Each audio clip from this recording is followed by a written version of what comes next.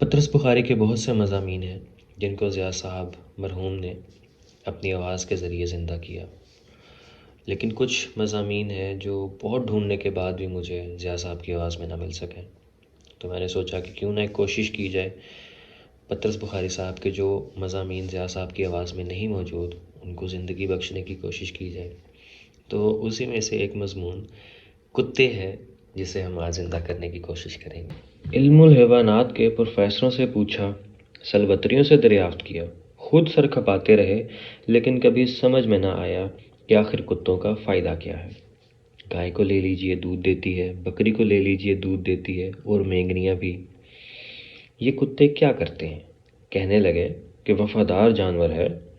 اب جناب وفاداری اگر اسی کا نام ہے کہ شام کے 7 بجے سے بھونکنا شروع کیا تو لگاتار بغیر دم لیے صبح کے 6 بجے تک بھونکتے چلے گئے تو ہم لنڈورے ہی بھلے۔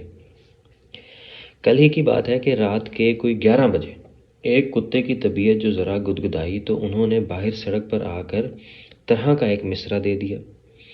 ایک آدھ منٹ کے بعد سامنے کے بنگلے میں سے ایک کتے نے مطلع عرض کر دیا۔ اب جناب ایک کہنا مشق استاد کو جو غصہ آیا ایک حلوائی کے چولہے میں سے باہر لپکے اور بھنا کے پوری غزل مکتا تک کہہ گئے۔ اس پر شمال مشرق کی طرف سے ایک قدر شناس کتے نے زوروں کی داد دی۔ اب تو حضرت وہ مشاعرہ گرم ہوا کہ کچھ نہ پوچھئے۔ کم بخت بعض تو 2 غزلیں سہ غزلیں لکھ لائے تھے، کئی ایک نے فی البدی قصیدے کے قصیدے پڑھ ڈالے۔ وہ ہنگامہ گرم ہوا کہ ٹھنڈا ہونے میں نہ آتا تھا۔ ہم نے کھڑکی میں سے ہزاروں دفعہ آرڈر پکارا، لیکن ایسے موقعوں پر پردھان کی بھی کوئی نہیں سنتا۔ اب ان سے کوئی پوچھے کہ میاں تمہیں ایسا ہی ضروری مشاعرہ کرنا تھا تو دریا کے کنارے کھلی ہوا میں جا کر طبع آزمائی کرتے۔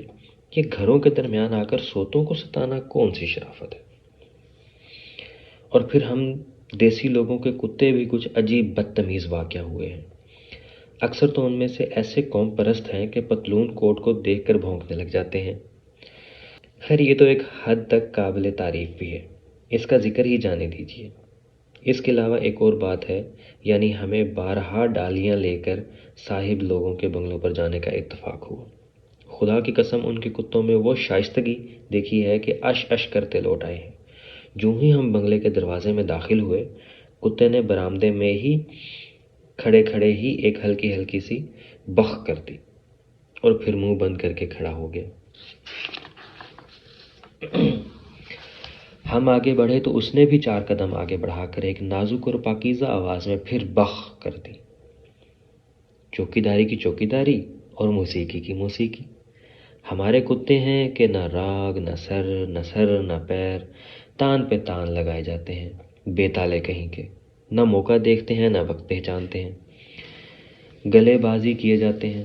گھمنڈ اس بات کا ہے کہ تانسین اسی ملک میں تو پیدا ہوا تھا۔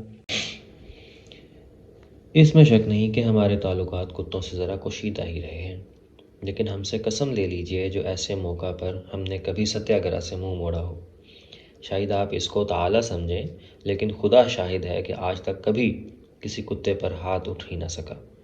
اکثر دوستوں نے صلاح دی کہ رات کے وقت لاٹھی چھڑی ضرور ہاتھ میں رکھنی چاہیے، کہ دافع بلیات ہے، لیکن ہم کسی سے خوامخواہ عداوت پیدا کرنا ہی نہیں چاہتے۔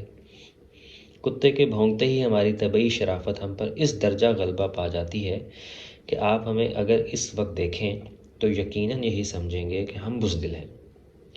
شاید آپ اس وقت یہ بھی اندازہ لگا لیں کہ ہمارا گلا خشک ہوا جاتا ہے۔ یہ البتہ ٹھیک ہے، ایسے موقع پر کبھی میں گانے کی کوشش کروں تو خرج کے سروں کے سوا اور کچھ نہیں نکلتا۔ اگر آپ نے بھی ہم جیسی طبیعت پائی ہو تو آپ دیکھیں گے کہ ایسے موقع پر آیت الکرسی آپ کے ذہن سے اتر جائے گی، اس کی جگہ آپ شاید دعائے قنوت پڑھنے لگ جائیں گے۔ بعض اوقات ایسا اتفاق بھی ہوا ہے کہ رات کے 2 بجے چھڑی گھماتے تھیٹر سے واپس آ رہے ہیں اور ناٹک کے کسی نہ کسی گیت کی طرز ذہن میں بٹھانے کی کوشش کر رہے ہیں۔ چنانچہ گیت کے الفاظ یاد نہیں اور نو مشقی کا یہ عالم بھی ہے، اس لیے سٹی پر اتفاق کی ہے کہ بے سرے بھی ہو گئے تو کوئی سمجھے گا انگریزی موسیقی ہے۔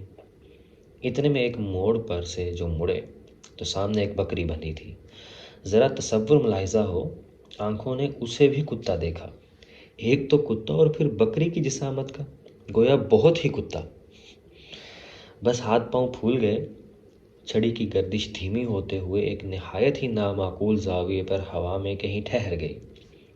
سیٹی کی موسیقی بھی تھر تھرا کر خاموش ہو گئی، لیکن کیا مجال جو ہماری تھوتھنے کی مخروطی شکل میں ذرا بھی فرق آیا ہو، گویا ایک بے آواز لے ابھی تک نکل رہی ہے۔ طب کا مسئلہ ہے کہ ایسے موقعوں پر اگر سردی کے موسم میں بھی پسینہ آ جائے تو کوئی مذائقہ نہیں، بعد میں پھر سوکھ جاتا ہے۔ چونکہ ہم طبعاً ذرا محتاط ہیں، اس لیے آج تک کتے کے کاٹنے کا کبھی اتفاق نہیں ہوا، یعنی کسی کتے نے آج تک ہم کو کبھی نہیں کاٹا۔ اگر ایسا سانحہ کبھی پیش آیا ہوتا تو اس سرگزشت کی بجائے آج ہمارا مرثیہ چھپ رہا ہوتا۔ کہوں کس سے میں کہ کیا ہے سگے راہ بری بلا ہے، مجھے کیا برا تھا مرنا اگر ایک بار ہوتا۔ جب تک اس دنیا میں کتے موجود ہیں اور بھونکنے پر مضر ہیں، سمجھ لیجئے کہ ہم قبر میں پاؤں لٹکائے بیٹھے ہیں۔ اور پھر ان کتوں کے بھونکنے کے اصول بھی تو کچھ نرالے ہیں، یعنی ایک تو متعدی مرض ہے اور پھر بچوں بوڑھوں سبھی کو لاحق ہے۔ اگر کوئی بھاری بھرکم اسفندیار کتا کبھی کبھی اپنے رعب اور دبدبے کو قائم رکھنے کے لیے بھونک لے تو ہم بھی چاروں ناچار کہہ دیں کہ بھئی بھونک، اگرچہ ایسے وقت میں اس کو زنجیر سے بندھا ہونا چاہیے، لیکن یہ کمبخت 2 روزہ سہ روزہ 2 3 تولے کے پلے بھی تو بھونکنے سے باز نہیں آتے۔ باریک آواز ذرا سا پھیپڑا، اس پر بھی اتنا زور لگا کے بھونکتے ہیں کہ آواز کی لرزش دم تک پہنچتی ہے، اور پھر بھونکتے ہیں چلتی موٹر کے سامنے آ کر، گویا اسے روک ہی تو لیں گے۔ اب اگر یہ خاکسار موٹر چلا رہا ہو تو قطعاً ہاتھ کام کرنے سے انکار کر دیں، لیکن ہر کوئی یوں ان کی جان بخشی تھوڑا ہی کر دے گا۔ کتوں کے بھونکنے پر مجھے سب سے بڑا اعتراض یہ ہے کہ ان کی آواز سوچنے کی تمام قوی کو معطل کر دیتی ہے، خصوصاً جب کسی دکان کے تختے کے نیچے سے ان کا ایک پورا خفیہ جلسہ باہر سڑک پر آ کر تبلیغ کا کام شروع کر دے تو آپ ہی کہیے ہوش ٹھکانے رہ سکتے ہیں۔ ہر ایک کی طرف باری باری متوجہ ہونا پڑتا ہے، کچھ ان کا شور، کچھ ہماری صدائے احتجاج زیر لب، بے ڈھنگی حرکات و سکنات، حرکات ان کی سکنات ہماری۔ اس ہنگامے میں دماغ بھلا خاک کام کر سکتا ہے، اگرچہ یہ مجھے بھی نہیں معلوم کہ اگر ایسے موقع پر دماغ کام کرے بھی تو کیا تیر مار لے گا۔ بہر صورت کتوں کی یہ پرلے درجے کی ناانصافی میرے نزدیک ہمیشہ قابل نفرین رہی ہے۔ اگر ان کا ایک نمائندہ شرافت کے ساتھ ہم سے آ کر کہہ دے کہ عالی جناب سڑک بند ہے تو خدا کی قسم ہم بغیر چون چراں کیے واپس لوٹ جائیں، اور یہ کوئی نئی بات نہیں، ہم نے کتوں کی درخواست پر کئی راتیں سڑکیں ناپنے میں گزار دی ہیں، لیکن پوری مجلس کا یوں متفقہ و متحدہ طور پر سینہ زوری کرنا ایک کمینہ حرکت ہے۔ قارئین کرام کی خدمت میں عرض ہے کہ اگر ان کا کوئی عزیز و محترم کتا کمرے میں موجود ہو تو یہ مضمون بلند آواز سے نہ پڑھا جائے، مجھے کسی کی دل شکنی مطلوب نہیں۔ خدا نے ہر قوم میں نیک افراد بھی پیدا کیے ہیں، کتے اس کلیے سے مستثنی نہیں۔ آپ نے خدا ترس کتا بھی ضرور دیکھا ہوگا، عموماً اس کے جسم پر تپسیا کے اثرات ظاہر ہوتے ہیں۔ جب چلتا ہے تو اس مسکینی اور عجز سے گویا بار گناہ کا احساس آنکھ نہیں اٹھانے دیتا۔ دم اکثر پیٹ کے ساتھ لگی ہوتی ہے، سڑک کے بیچوں بیچ غور و فکر کے لیے لیٹ جاتا ہے اور آنکھیں بند کر لیتا ہے۔ شکل بالکل فلاسفروں کی سی اور شجرہ دیوجانس کلبی سے ملتا ہے۔ کسی گاڑی والے نے متواتر بغل بجایا، گاڑی کے مختلف حصوں کو کھٹکھٹایا، لوگوں سے کہلوایا، خود 10 12 دفعہ آوازیں دیں تو آپ نے سر کو وہیں زمین پر رکھے سرخ مخمور آنکھوں کو کھولا، صورت حالات کو ایک نظر دیکھا اور پھر آنکھیں بند کر لیں۔ کسی نے چابک لگا دیا تو آپ نہایت اطمینان کے ساتھ وہاں سے اٹھ کر ایک گز پرے جا لیٹے اور خیالات کے سلسلے کو جہاں سے وہ ٹوٹ گیا تھا وہیں سے پھر شروع کر دیا۔ کسی بائی سائیکل والے نے گھنٹی بجائی تو لیٹے لیٹے ہی سمجھ گئے کہ بائی سائیکل ہے۔ ایسی چھچھوری چیزوں کے لیے وہ راستہ چھوڑ دینا فقیری کی شان کے خلاف سمجھتے ہیں۔ رات کے وقت یہی کتا اپنی خشک پتلی سی دم کو تابحد امکان سڑک پر پھیلا کر رکھتا ہے۔ اس سے محض خدا کے برگزیدہ بندوں کی آزمائش مقصود ہوتی ہے۔ جہاں آپ نے غلطی سے اس پر پاؤں رکھ دیا، انہوں نے غیظ و غضب کے لہجہ میں آپ سے پرسش شروع کر دی۔ بچہ فقیروں کو چھیڑتا ہے، نظر نہیں آتا، ہم سادھو لوگ یہاں بیٹھے ہیں۔ بس اس فقیر کی بد دعا سے اسی وقت راشا شروع ہو جاتا ہے۔ بعد میں کئی راتوں تک یہی خواب نظر آتے رہتے ہیں کہ بے شمار کتے ٹانگوں سے لپٹے ہوئے ہیں اور جانے نہیں دیتے۔ آنکھ کھلتی ہے تو پاؤں چارپائی کے ادوان میں پھنسے ہوتے ہیں۔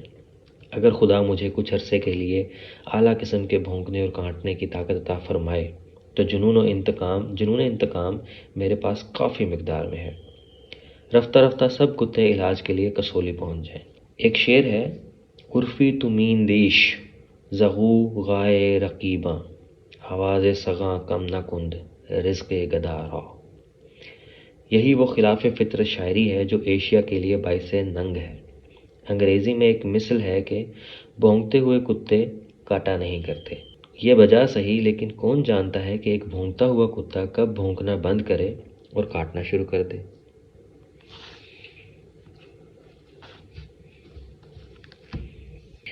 اگر آپ کو ویڈیو پسند آئی ہو تو لائک اور شیئر لازمی کیجیے گا۔ شکریہ۔